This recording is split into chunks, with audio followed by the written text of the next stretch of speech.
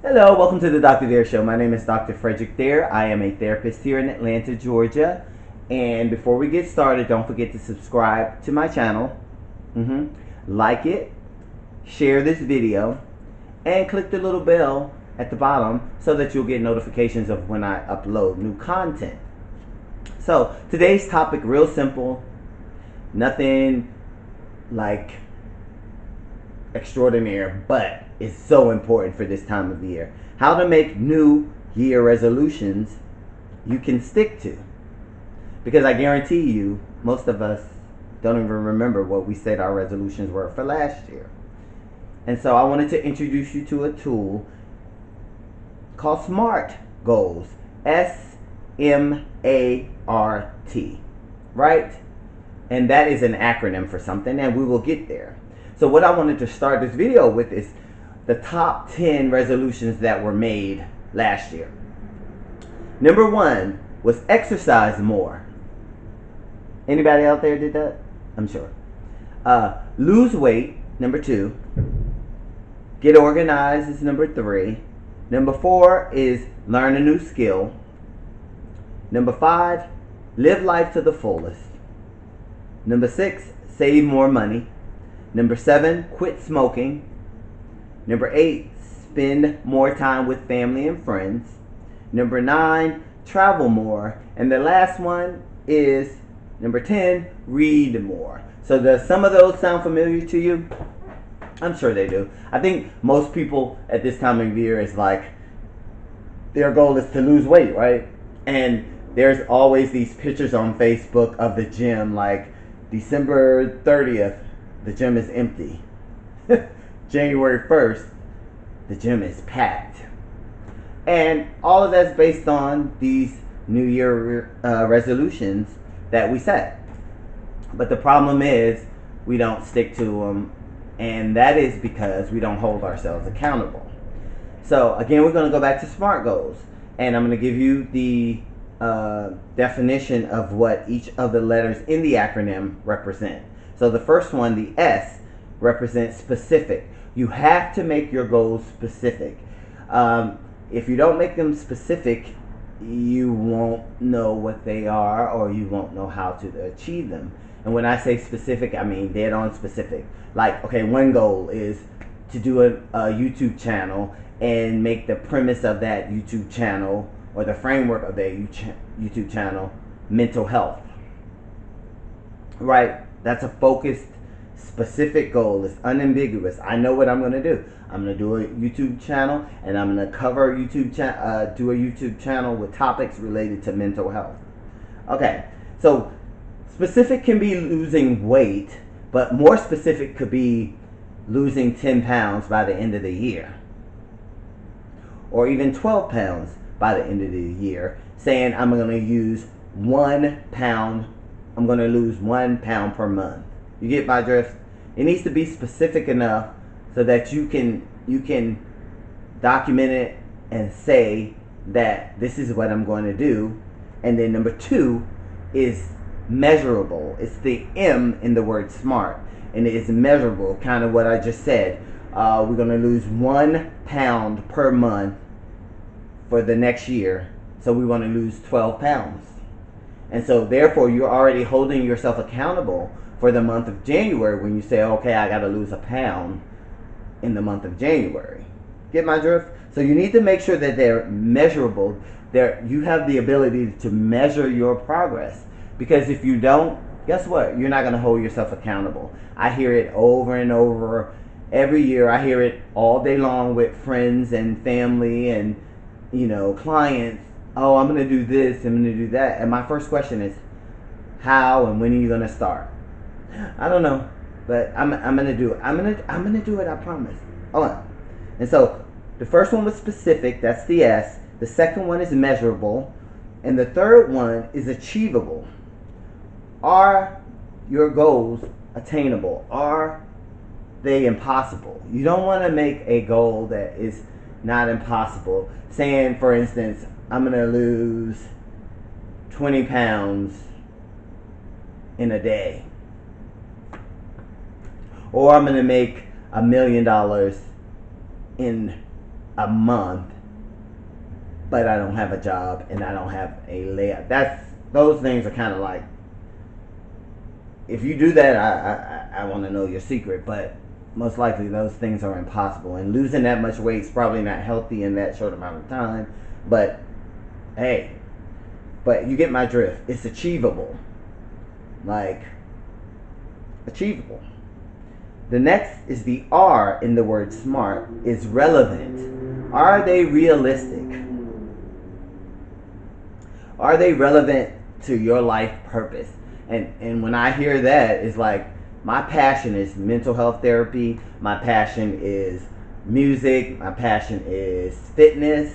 And so my goals are going to be shaped around those things. Because me, I know I want to lift all of those specific passions in my life to where they're successful, and it's making me successful, and it's making me more accountable for those things that I'm already doing. So I'm already doing them. I just need to attach, some additional goals to them so that they can be profitable to me and successful to me, and they're gonna make me even stronger because I have a passion for all of those things. Does that make sense? So relevant. So we've got the S is specific, the M is measurable, the A is achievable, and the R is relevant. And our last one, the T in the word SMART, is time-based. Do you have a clear, defined timeline? Back to the weight loss example. If I say I'm going to lose 1 pound per month, so I can lose a total of 12 pounds for the whole year, that's a timeline. I know that each month I have this goal to reach.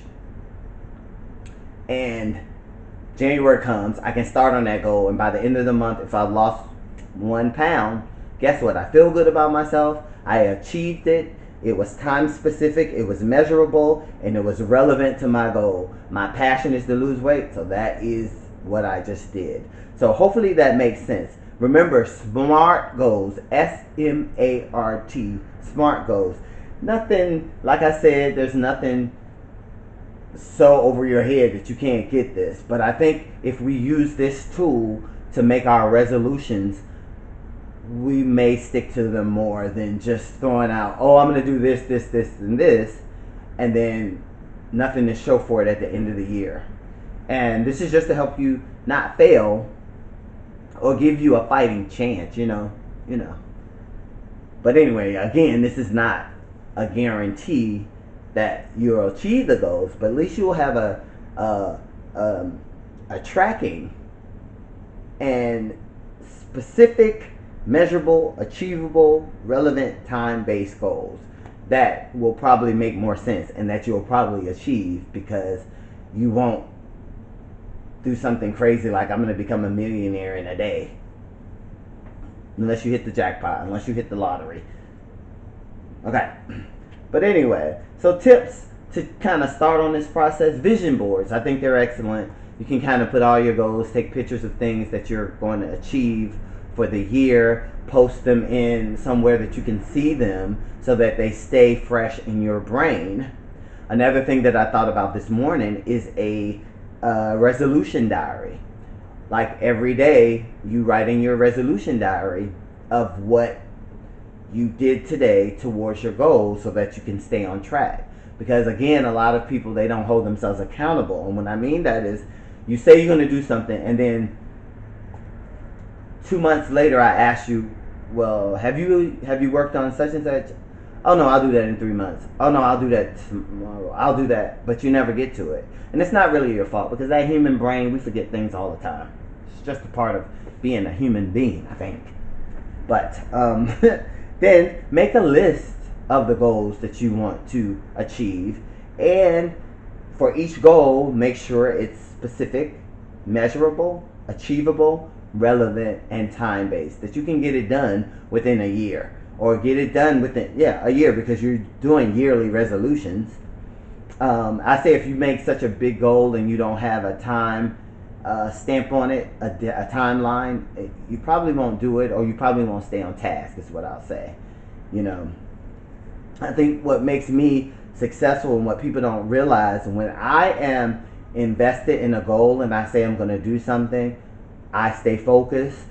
Some of my friends probably get mad at me because they'll call me and I don't answer. I'll get back to you if you leave a voicemail. But if I'm focused on something and I'm working on that project, I'm not letting any distractions get in the way unless it's a family emergency or it's an emergency. But if you're calling me about going to a candy store or going to a mall, not going. But you have to be driven. If you want something bad enough, that's a part of it. Set aside that time to focus on that goal. And another thing that I notice people do, you throw all these different goals out here. You start a page here. You start a group here. You start something here. And then you just leave them all and abandon them and never get them done because I think it's not your passion. You're not focused. It's not, like we said earlier, make sure it's something that relates to the purpose that you have in life. Because if it's not, it's not important. You know, like I can probably look at all of you guys' page and say, oh, this is your passion, and you probably don't even realize it, but it is your passion. Because that's what you're focused on. Like me, I can look at my pages and tell you, I have a music page, I stick to it, I'm dedicated to it. I have a new Dr. Dare page, I'm sticking to it, I'm making videos, I've already made 30 plus videos, and I just started this thing a few months ago, and I'm sticking to it because I have a plan that I'm working on. My music page, you can go there. I'm constantly uploading my music videos. I'm constantly writing music. I'm never letting any of those things go because they're my passion. I teach Zumba. It's my passion. You're constantly seeing me post my class pictures, class videos, I'm learning new routines. I'm doing things that address that passion. And that's what it's got to be about. But if you're just throwing out something that you're not passionate about, you're probably not going to focus on it. And it's probably never going to come to fruition because you're not focused on it. Again, I'll get off my soapbox. But this topic was how to make New Year resolutions you can stick to. And I think it has everything to do with your passion. But try to incorporate this